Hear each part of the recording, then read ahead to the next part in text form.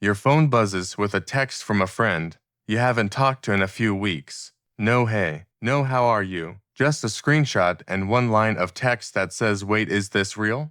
The screenshot is from some website, a net worth percentile calculator, and it's showing a chart with a little marker showing where a specific dollar amount falls compared to every other American household at the same age.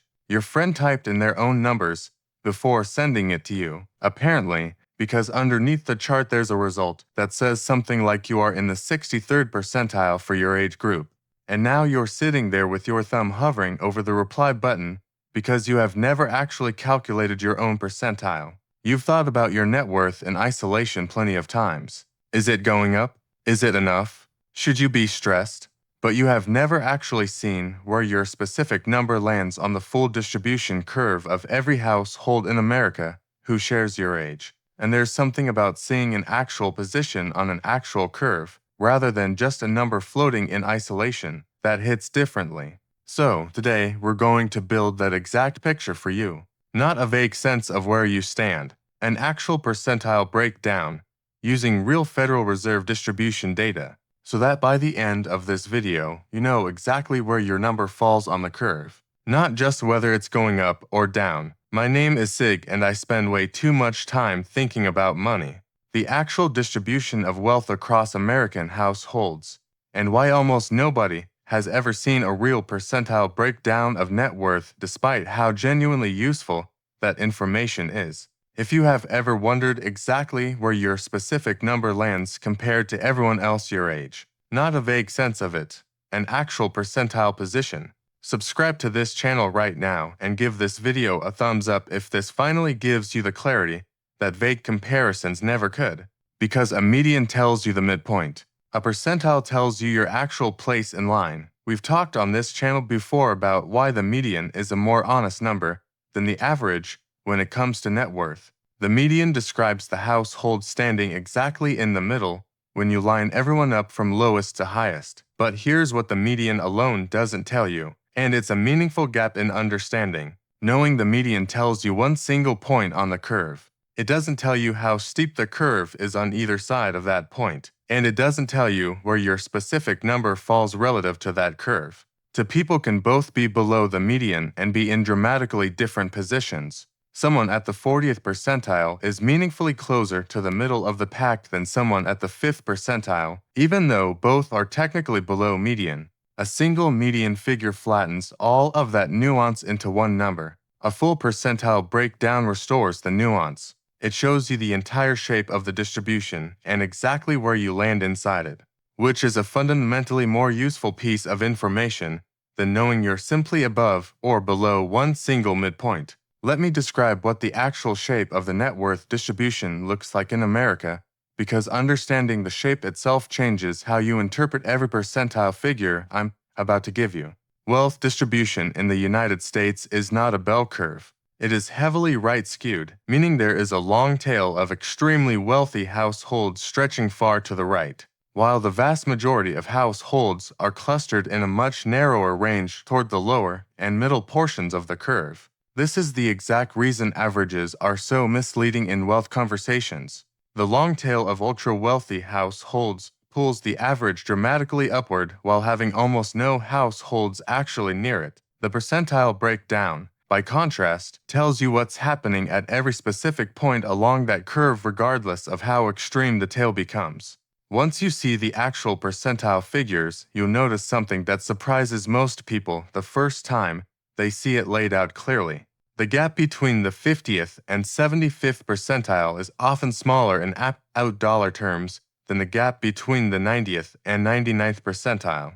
The curve gets dramatically steeper as you move toward the top, which is the mathematical signature of exactly the kind of wealth concentration that shows up constantly in economic reporting. Let's build the real picture using the 35 to 44 age bracket as our example, since it's one of the most searched and most relevant ranges for a large portion of this audience. According to Federal Reserve Survey of Consumer Finance's data, here is roughly how the curve looks for this age group. At the 10th percentile, net worth is at or below approximately zero, meaning 10% of households in this age range have a net worth of zero or negative. At the 25th percentile, net worth is approximately $11,000. At the 50th percentile, the median we've discussed before, net worth is approximately $135,000. At the 75th percentile, net worth climbs to approximately $380,000. At the 90th percentile, net worth is approximately $850,000.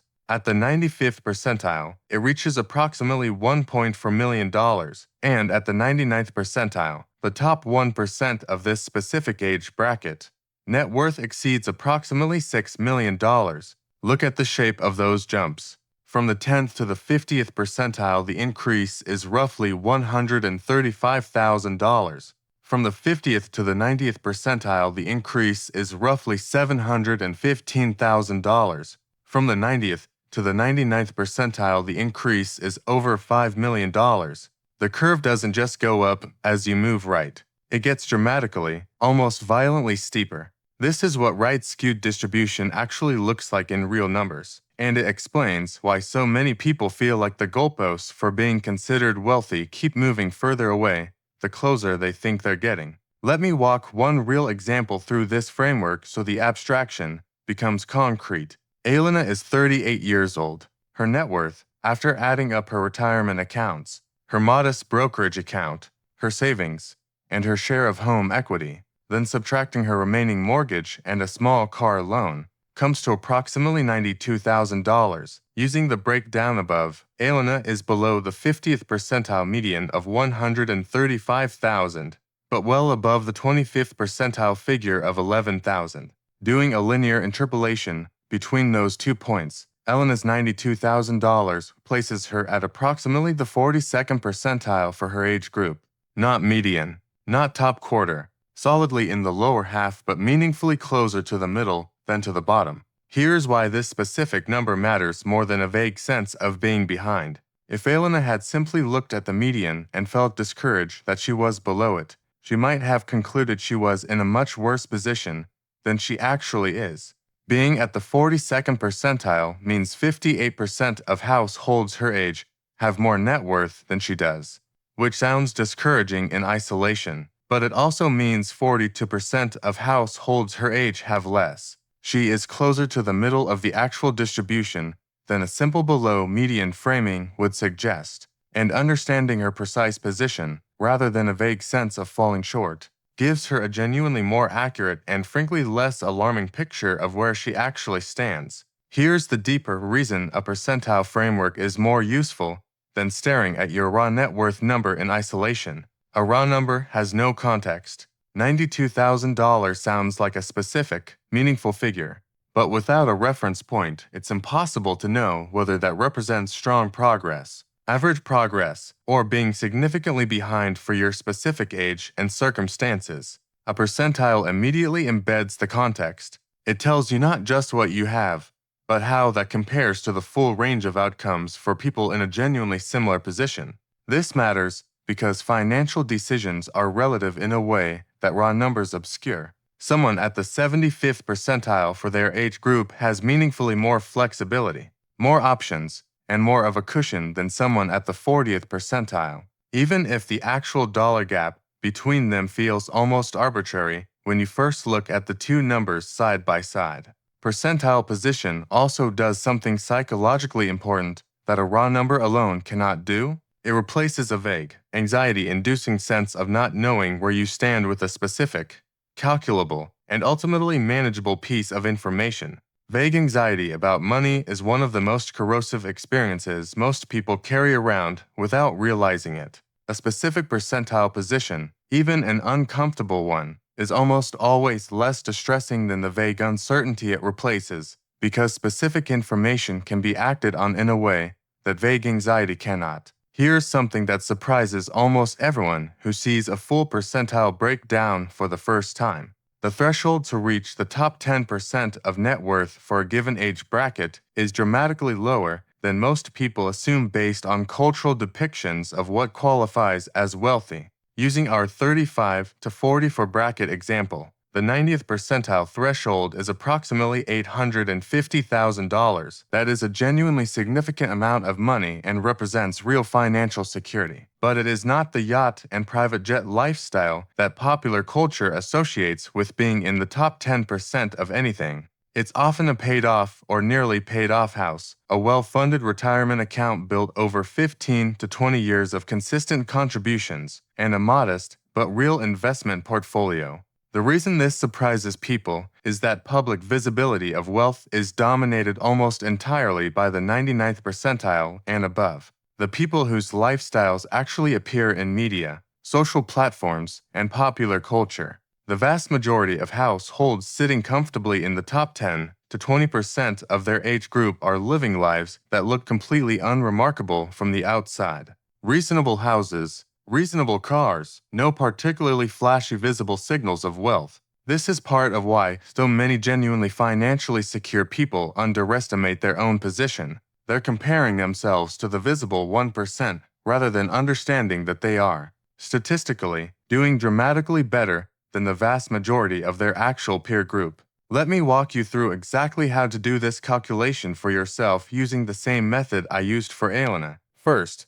calculate your actual net worth, everything you own minus everything you owe, using real current values, not aspirational ones. Second, find your age bracket's percentile breakdown.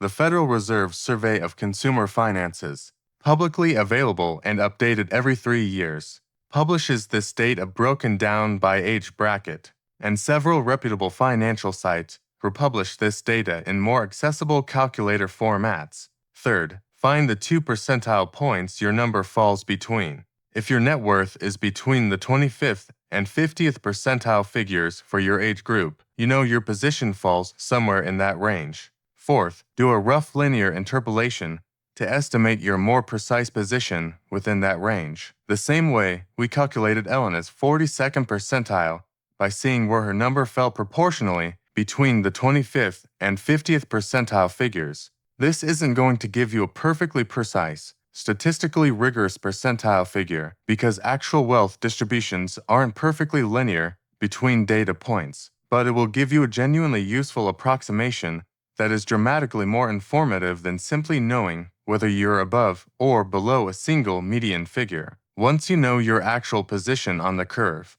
here's how that information should actually change your approach going forward. If you're in a lower percentile than you expected, the useful response is not despair. It's identifying the specific highest leverage change available to you given your specific situation. For most people below the 50th percentile in their age bracket, the two most common contributing factors are either high-interest consumer debt consuming resources that could otherwise be building net worth, or a savings and investment rate that hasn't yet had enough time or consistency to build meaningful momentum. Both of these are addressable, and understanding your actual percentile position, rather than a vague sense of being behind, allows you to set a specific and realistic target for where you want to be in 5 or 10 years, and to actually track your progress along the same curve rather than chasing an abstract feeling of doing better. If you're in a higher percentile than you expected, the useful response is not complacency.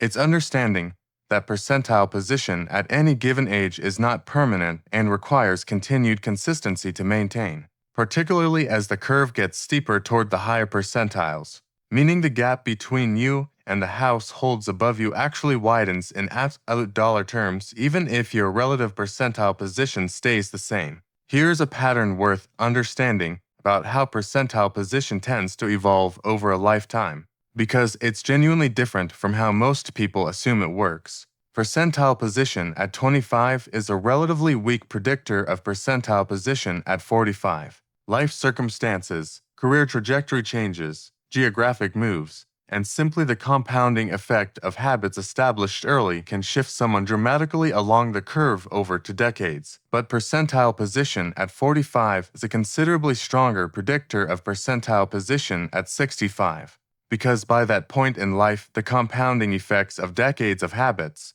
income trajectory, and asset accumulation have had time to fully express themselves, and there is simply less remaining time for a dramatic shift in trajectory to occur. This is genuinely useful information for anyone in their 20s or 30s who might be looking at a lower percentile position with real concern.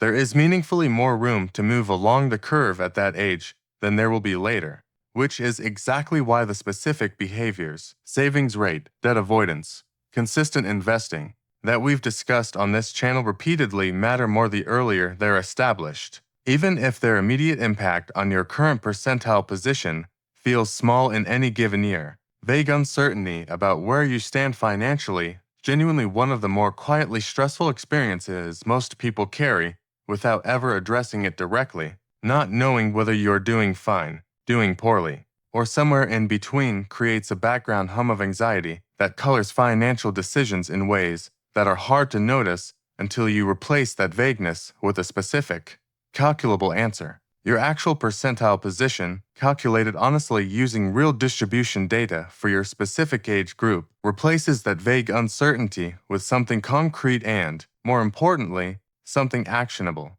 You now know exactly how to calculate it.